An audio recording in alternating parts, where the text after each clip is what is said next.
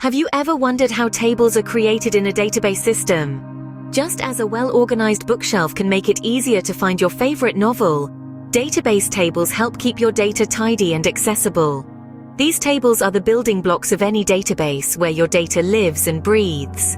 Creating a database table is a bit like designing a blueprint for a house. It involves defining the structure that will hold your data.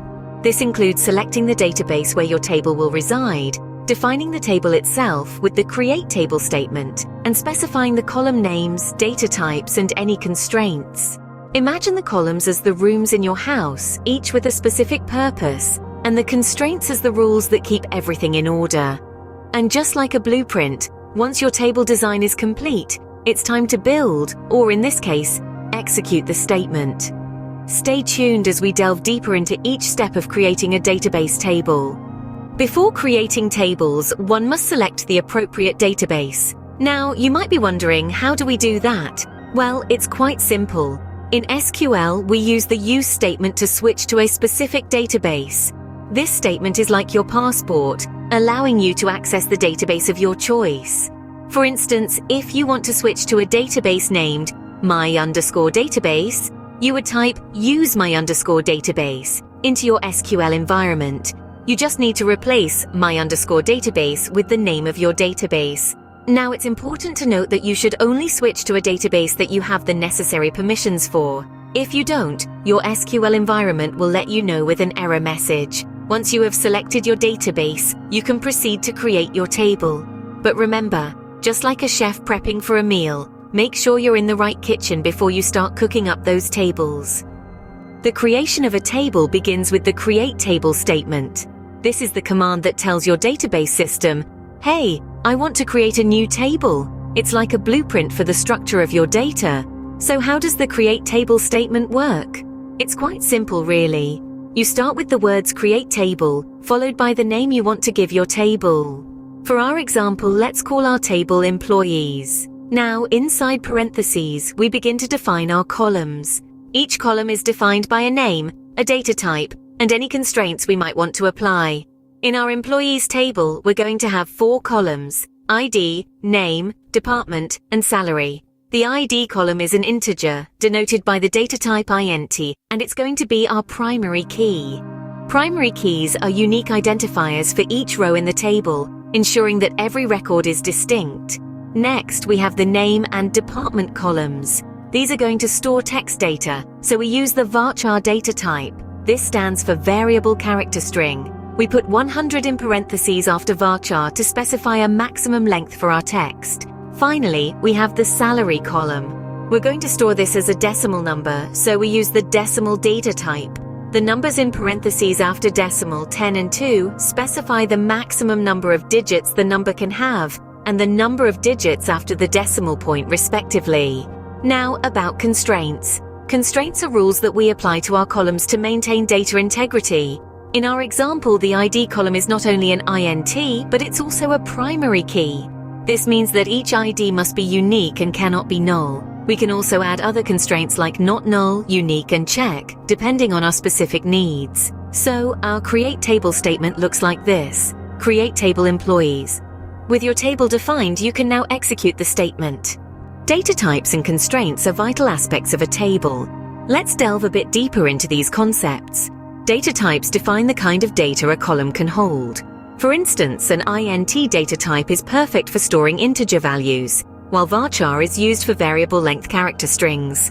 Decimal is your go-to for decimal numbers, and date or time types are self-explanatory. There are many more data types, and the best choice depends on the nature of the data your column will store. So always ensure you refer to your database system's documentation for a full list of supported data types. Now let's switch gears and talk about constraints. These are rules enforced on the data columns of a table. They help maintain the accuracy and integrity of the data. There are several types of constraints, and we'll touch on a few common ones. The primary key constraint uniquely identifies each record in a table.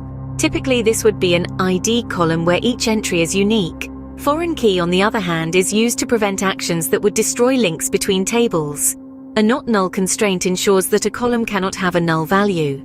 The unique constraint ensures that all values in a column are different. And finally, the check constraint ensures that all values in a column satisfy certain conditions. Let's bring data types and constraints together in an example. Picture a table named Employees. The table has 4 columns: ID, name, department, and salary. The ID column, an integer, is our primary key. The name column is a varchar of length 100 and cannot be null. The department column, also a varchar of length 100, can hold null values. Lastly, the salary column is a decimal type with a check constraint to ensure that salaries are not negative. This is an example of how data types and constraints work together to create a robust table structure. Armed with knowledge about data types and constraints, you're ready to execute your table creation statement. Executing the statement brings your table into existence. After carefully crafting your create table statement, it's time to breathe life into it. This is where the magic happens, transforming your lines of code into a tangible table within your database. To do this, simply hit Run or Execute in your SQL environment. This could be a button, a menu item, or a keyboard shortcut, depending on the specific SQL interface you're using. Remember, SQL is a language that your database understands. When you execute the statement, you're essentially giving your database a set of instructions. Your database then takes these instructions and creates the table as per your definition. Think of it as a chef following a recipe. You've provided all the ingredients: the table name, the columns, the data types, and the constraints. Now, by executing the statement, you're asking the chef to combine these ingredients and create the dish. Upon successful execution, your table is now part of the database. Verifying your table creation ensures everything went as planned.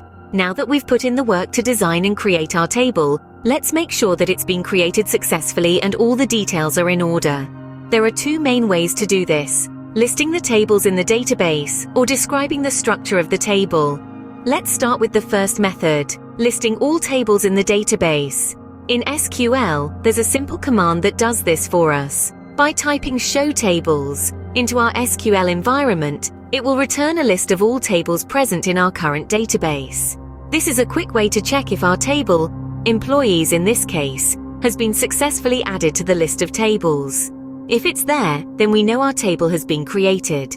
The second method is to describe the structure of the table. This is particularly useful if you want to verify that all columns and constraints have been created correctly.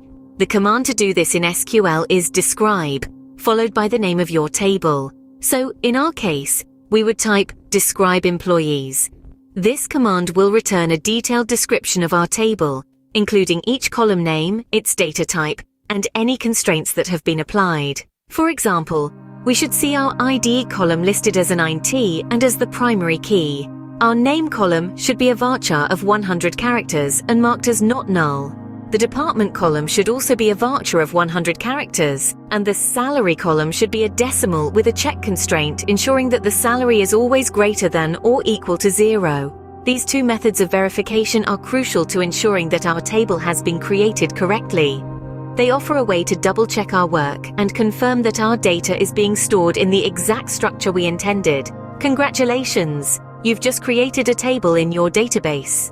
Creating tables in a database system is a straightforward process. We've navigated through the key steps today, starting with the selection of an appropriate database. We then moved on to the creation of a table using the create table statement and specifying the table name, columns, data types, and any necessary constraints. We delved into understanding data types and constraints, emphasizing the importance of choosing suitable data types for each column and applying constraints to enforce data integrity rules. We saw how the execution of the statement brings our table to life in the SQL environment. And lastly, we learned how to verify our table creation, either by listing all the tables in the current database or by describing the structure of a specific table. As we've seen, tables are critical for organizing and storing data within a database. Now you know how to create tables in a database system. Happy database designing!